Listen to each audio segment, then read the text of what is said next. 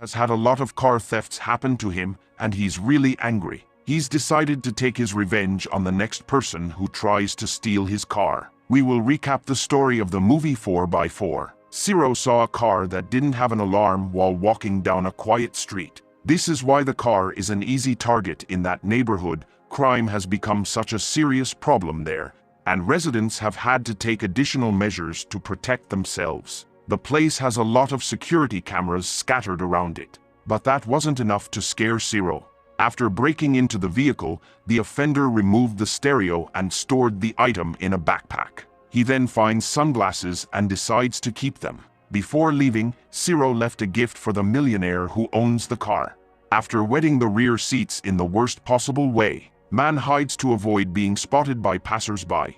He tried to open the car door when the street was empty again, and that's where his problems started. With all his might, Ciro was unable to open any of the vehicle's 4 doors, then tried to open the trunk, again to no avail. Ciro kicked the window to no avail. He rummaged through the trunk. He finds a tire lever and broke the glass with that tool. But nothing hopeless happened. Ciro ripped off the panel of one of the doors and stuck his arm in to unlock the car.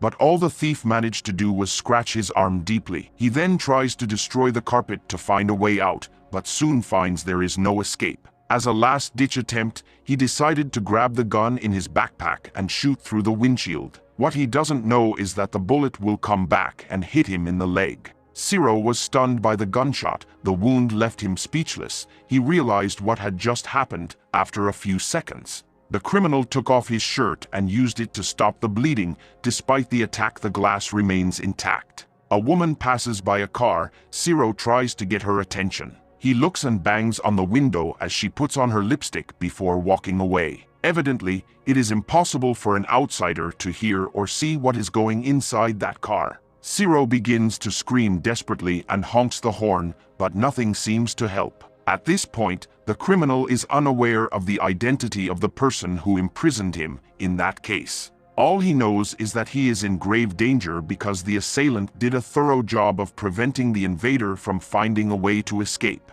The man grabs his phone in fear and calls his wife. Before he can finish the call, the battery runs out. After drinking the remainder of the soda that was saved in a bottle, he loses the will to fight since. The man decides to wait till help arrives, while sitting in the rear seat of the car with his own dirt. The only other person he has company with in that car is a cricket. After 24 hours, nobody had found him. Ciro wakes up dehydrated and attempts to hydrate himself by licking a few drips of water that were running from the window. When he attempts to smash the car's door, he returns the stereo and turns on some music to cheer himself up. At that very moment, the burglar receives a suspicious call through the suspicious device. He chooses to respond, and Ciro is greeted by Dr. Enrique, his jailer. As a result, the man reveals that he was born in Kilm 60 years ago and that he is a widower. This is the 29th time that his belongings have been taken in total. He had been robbed before, but this time he made a different choice.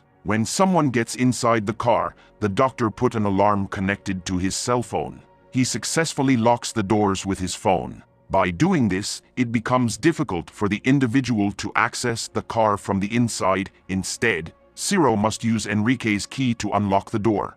The vehicle is entirely soundproof and armored, according to the doctor. The glass are also polarized, making it impossible for anyone outside to see the culprit. Enrique claims that he grew up in a middle-class family and that no negative things ever occurred when doors of homes were left open. The guy finally inquires of Ciro what he would do if he discovered his son stealing. The doctor hangs up after the criminal says he don't know. Enraged, Ciro threatens to kill Enrique as soon as he is released. Remotely turning on the air conditioning at that precise moment gives the thief the chance to cool off. But the environment quickly begins to freeze. When the driver tries to switch off the device, but the vehicle does not obey his commands. He dons his shirt once more, trying to get his body to warm up. After stopping the wound with a piece of his pants, Ciro covers the air vents with pieces of paper and a vehicle mat. Hours later, when he is nearly frozen, the temperature of the car starts to soften once more, and the burglar gets another call. Enrique asks the same question upon answering the call. He inquires as to what Ciro would do if he discovered his son stealing, and the guy once more responds that he is unsure. Next, Enrique describes how his daughter's home was broken into while the woman was parking her car in the garage. Two robbers then showed up and stole all the money and possessions, leaving them unsatisfied. Hayes spent 3 hours pointing a handgun at the head of Enrique's 5-year-old grandson. The doctor's daughter chose to transfer her family to Barcelona in search of greater protection. When Enrique narrates this story, the phone is cut off and a police car approaches. Upon seeing the cops approaching the car, Ciro's heart begins to flutter with hope. The man shouts and bangs on the windows as a cop exits the automobile and inspects the vehicle, yet the guard just issues a parking penalty because he cannot see anyone inside. Ciro notices the rain falling outside that afternoon. As he suffers from thirst, Enrique phones him again and inquires about his name, surname, and ID number. The man would receive water in exchange for this information, saving his life. The doctor instructs the criminal to check the wash hose in the back of the car after he agrees to comply with his jailer's orders. Ciro grabs the bottle and drinks some contaminated water. His current main issue is hunger. The man is in grave risk of starving to death if this keeps happening. The following morning, the man is still determined to his goal of destroying the door, but he is weak and hurt and realizes that he won't be able to escape on his own.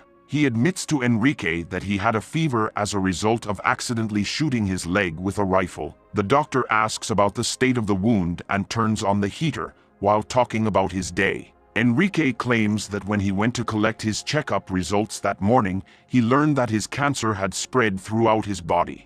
If everything goes according to plan, the doctor will have a little over a year to live. Ciro faints when the man describes the 28 robberies he endured, passes out, and when he wakes up, he is convinced he doesn't have long to live. The robber decides to devour a sheet of paper he took from a book since his hunger is so intense. In order to avoid dying of dehydration, the criminal starts to personalize the interior of the car, giving a sign that he was there to anyone who ultimately finds the vehicle. His biggest concern was that his body would be thrown somewhere and his family would never know what happened to him. Ciro starts gathering the liquid for his own body and then re-drinks it. The man could never have dreamed that he would live in such abject conditions, not even in his wildest nightmares. Later that day, a second man shows up and tries to break into the 4x4 car. However, 2 men approach and begin beating him up before he completes the deed.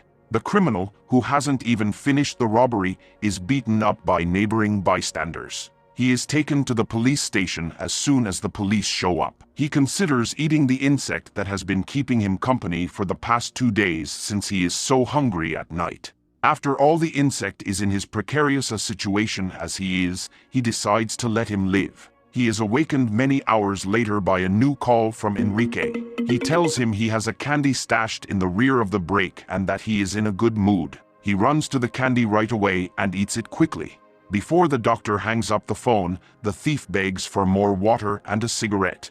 With nothing to do, he watches the neighboring residents' routines and finds a particular pattern that occurs every day. If he were free, knowing that, during the observations, Ciro would be able to clean up everyone who resides on that street. The burglar discovers that the local beggar, who had been munching on 2 rotting apples the day before, had recently discovered a slice of pizza in the trash. Because he was starving, Ciro is envious of that fortunate man.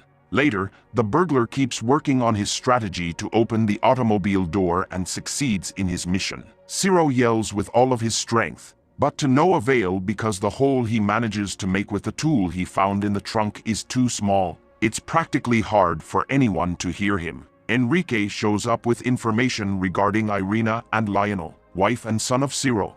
As the man hears this, he begins to worry that his family is in danger, but to his surprise, Enrique breaks some positive news. The doctor asserts that he gave Irina $150,000 in cash on the pretense that her husband had won the lottery. He even went so far as to recommend that the mother purchase a home in order to avoid paying rent and utilize the remaining funds to fund her son's education. Enrique asserts that Ciro is unworthy of his family. The man claims he obtained the criminal's file through a police friend and learned that he had already murdered a victim.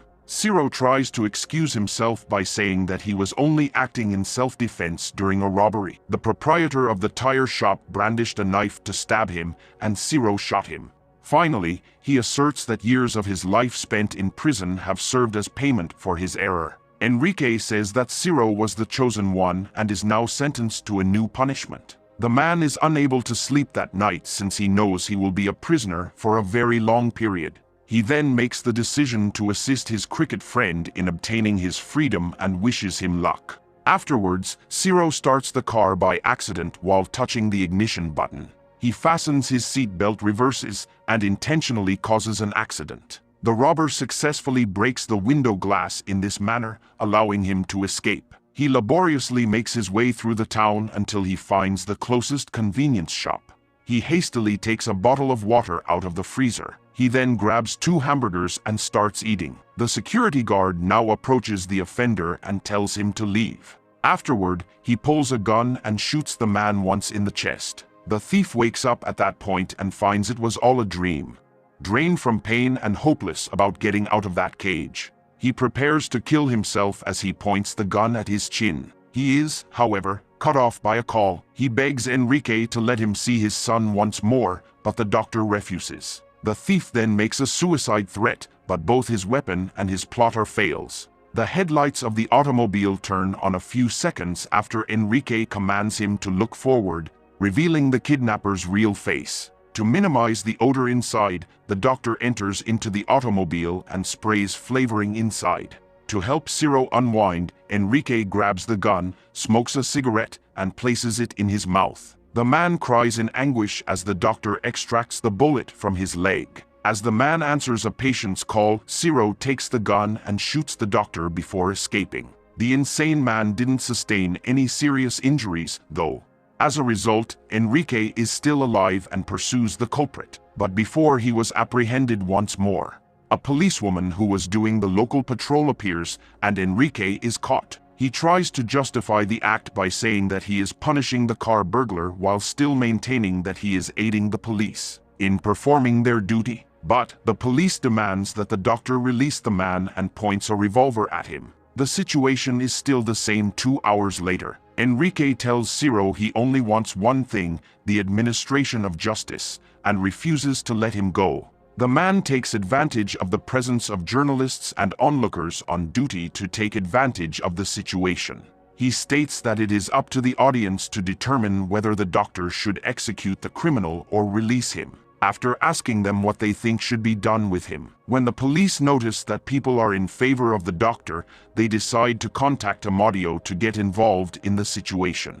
Enrique is standing next to his car, aiming a revolver at the man's neck. Ciro has given up fighting by this point. The man is unconscious and watches as the person who set him up for that trap decides what will happen to him. The doctor finds it inconceivable that a burglar can break into his home, steal his automobile, and escape punishment after being detected. The retired negotiator tells the doctor that he is there to help him when he gets to the spot. Then, according to Enrique, enforcing the law is the greatest approach to assist him and the rest of the populace. He then claims to have sympathy for and understanding of Enrique's rage. There are several more people there, and they are all irate as well. The doctor could have killed the man, but that wouldn't change anything because there are thousands of such crooks in the world. Out there taking that young man's life will only make Enrique throw his life and career in the trash. The doctor remains steadfast despite hearing this. He asserts that even if his actions don't change the world,